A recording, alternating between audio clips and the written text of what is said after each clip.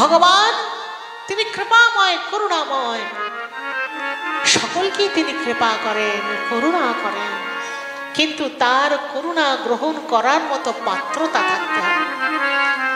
ভগবান সদা সর্বদা আমাদের দিকে করুণার দৃষ্টি, কৃপার দৃষ্টি দিয়ে রয়েছেন, কিন্তু আমরা মূঢ় জীব, তার সেই করুণা কৃপা আমরা গ্রহণ করতে পারি না।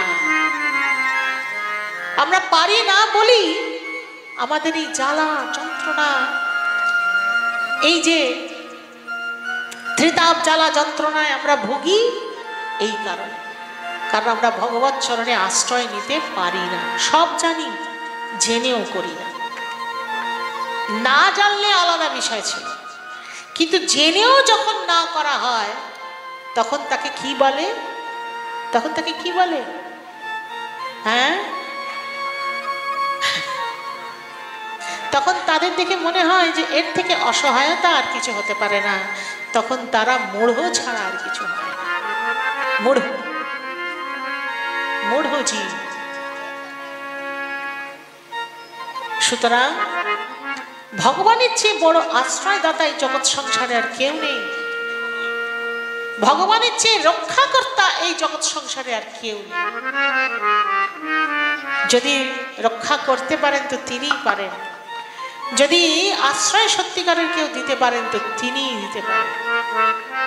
তাই তার চরণে আশ্রয় গ্রহণ করুন, ভগবানের নাম করুন, ভগবানের কথা বেশি বেশি করে শ্রবণ করুন, চেষ্টা করুন আচরণশীল হওয়ার, আচরণের মধ্যে থাকা, ভগবানের প্রসাদ গ্রহণ করবার চেষ্টা করুন। ভগবানের প্রসাদ মানে সাক্ষাৎ ভগবান শ্রীকৃষ্ণ, ভগবানের কথা মানে সাক্ষাৎ গোবিন্দ, ভগবানের নাম মানে সাক্ষাৎ গোবিন্দ, অন্য কিছু না। ভগবানের নাম মানে সাক্ষাৎ ভগবান। ভগবানের কথা শ্রবণ করছেন, ভাগবত কথা শ্রবণ করছেন, ভাগবত জি কে? সাক্ষাৎ ভগবান শ্রীকৃষ্ণ। কৃষ্ণ প্রসাদ সাক্ষাৎ ভগবান শ্রীকৃষ্ণ। তাই প্রসাদ গ্রহণ করার চেষ্টা করুন, আচরণশীল হন। মানব জীবন পেয়েছেন, পরবর্তী জীবন কি হবে কে জানে। সুতরাং এই জন্মেই নিজেকে সংশোধন করে নিন, এখনো সময় আছে। সংশোধন করুন, পরিবর্তন করুন।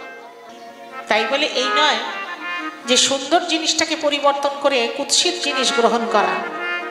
পরিবর্তনের অর্থ তখনই অর্থবহুল হয় যখন বাজে জিনিস, অশুভ জিনিসকে বর্জন করে আপনি সুন্দর জিনিসকে গ্রহণ করবেন, তখন সেই পরিবর্তন অর্থবহুল হয়। বলুন নিতাই গৌর প্রণাম। হরি হরি বল, হরি বল। দয়াল রে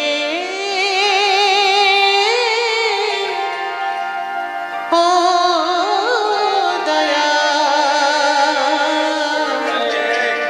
কে বা জানে মহিমা তোমার।